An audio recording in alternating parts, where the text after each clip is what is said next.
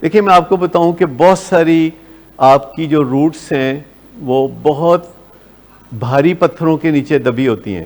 ہماری جو روٹس ہیں، ہماری کئی روٹس، کسی بھی درخت کی جو روٹس ہیں، کراچی میں کلفٹن میں جو ولنگ بیس بن رہا ہے تو اس کے آگے ایک پرانا درخت ہے، بہت پرانا درخت ہے اور بہت بڑا درخت ہے، لیکن وہ لسٹ لیس ہے. لسٹ لیس کا مطلب ہے کہ وہ ہیلدی نہیں ہے. میں 2-4 دفعہ میں نے اس کو دیکھا تو میں نے کہا کہ یہ درخت ہے تو بہت بڑا، لیکن یہ کیا وجہ ہے کہ اس کے اندر وہ رونق نظر نہیں آتی، یہ لسٹ لیس ہے.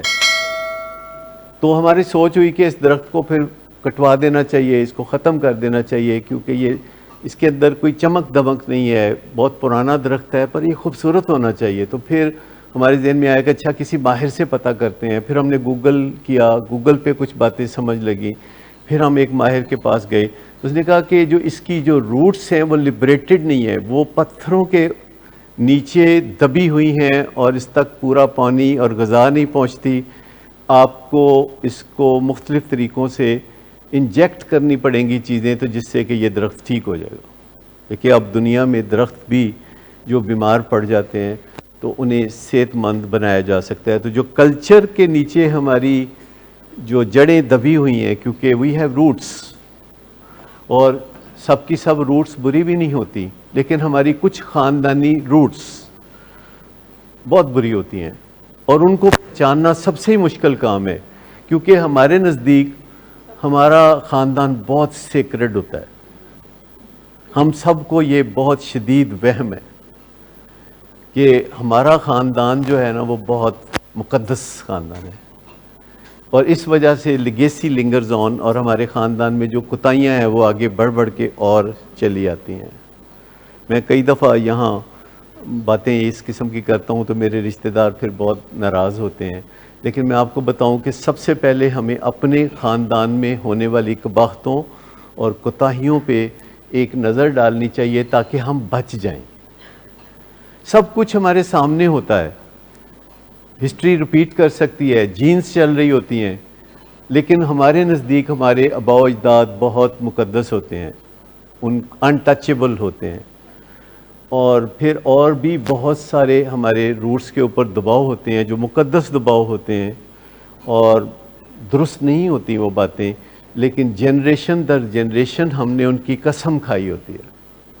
ہم نے جنریشن در جنریشن ان باتوں پہ ایمان لایا ہوتا ہے، اور جب جنریشن در جنریشن ہم کسی چیز پہ ایمان لاتے ہیں تو ایمان مضبوط ہوتا چلا جاتا ہے. جتنا بات، جیسے ایک بات میں نے آپ سے کی، آپ نے ان سے کی، آپ نے ان سے کی، آپ نے ان سے کی، تو یہاں تک جاتے جاتے بات مضبوط ہو جائے گی.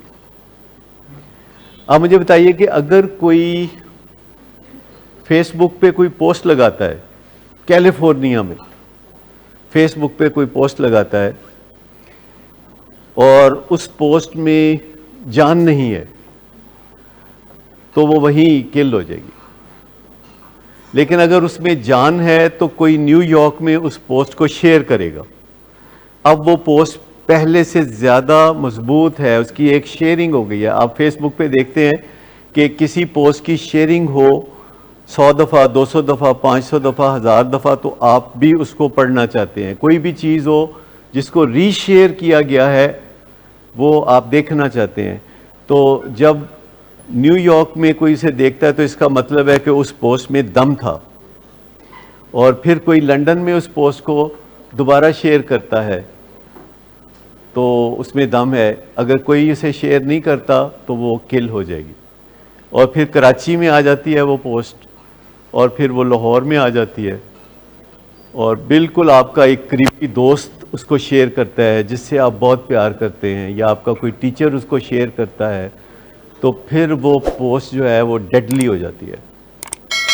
میں آپ کو بتاؤں، آپ کو لگتا ہے اور آپ کے گھر والے بہت پریشان بھی رہتے ہیں کہ آپ کے اوپر آپ کے دوستوں کا اثر ہوتا ہے. یہ فکر ہوتا ہے نا آپ سب کو کہ یہ دوست چھڈے گا کہ نہیں چھڈے گا. اور یہ بڑی ٹرکی سچویشن ہے کہ آپ چاہتے ہیں کہ ہمارا بیٹا وہ فقط عدنان کو چھوڑ دے. میں ایک بات کر رہا ہوں، لیکن اس سے بھی بڑا مشکل ہو جاتی ہے. وجہ اس کی یہ ہے کہ ہمارے اوپر صرف ہمارے دوستوں کا اثر نہیں ہوتا، ہمارے اوپر ہمارے دوستوں کے دوستوں کا بہت اثر ہوتا ہے، جن کو ہم شاید کبھی ملے بھی نہ ہوں۔ ہمارے اوپر دوستوں کے دوستوں کے دوستوں کے دوستوں کا اثر بھی ہوتا ہے، اور بہت زیادہ ہوتا ہے، کیونکہ وہ دور سے فلائٹ لے کے آ رہا ہوتا ہے اور زور سے آ رہا ہوتا ہے، اور دوستوں کے ذریعے دوستوں کے کندھوں پہ ٹریول کرتا کرتا کرتا وہ ہمارے تک آتا ہے اور ڈیڈلی ہو جاتا ہے۔ یہ جو ہم دوستوں کو ملنے سے منع کرتے ہیں، صرف اس لیے کرتے ہیں کہ ان کے پیچھے بڑی فورس ہے۔ آپ کے ہر دوست کے اندر ایک خفیہ خطرناکی ہے، اور وہ کیا ہے بھلا؟ وہ فورس جو اس نے کہیں اور سے کیری کی ہوئی ہے۔ کیوں جی؟ 4 دوست ہیں نا، 4 دوستوں کے کتنے دوست ہیں؟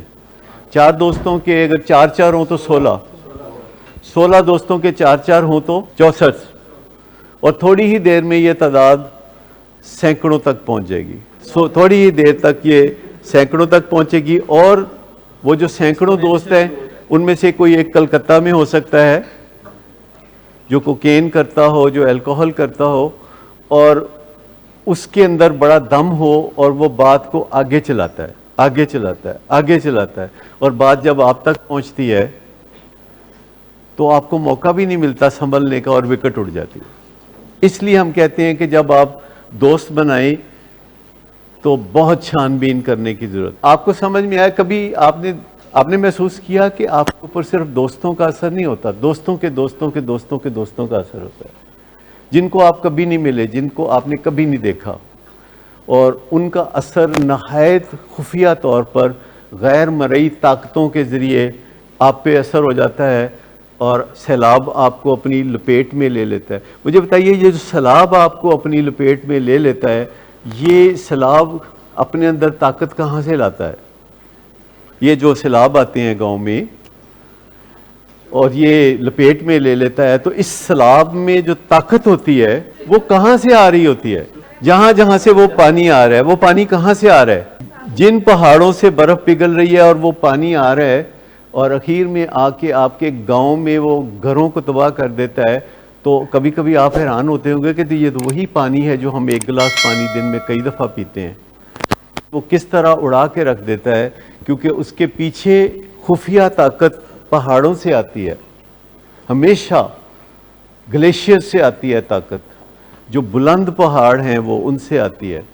لہذا اب آپ مجھے بتا دیجئے کہ آپ کو کتنا کیئرفل رہنے کی ضرورت ہے یا لاپرواہی کرنے کی ضرورت ہے؟ کیئرفل رہنے کی۔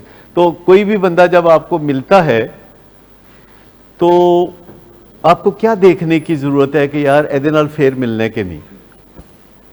یعنی دوست کا درجہ دینے سے پہلے کی بات کر رہا ہوں، یعنی دوست کا درجہ دینا ہے تو پہلے سوچ سمجھ کے دینا ہے نا۔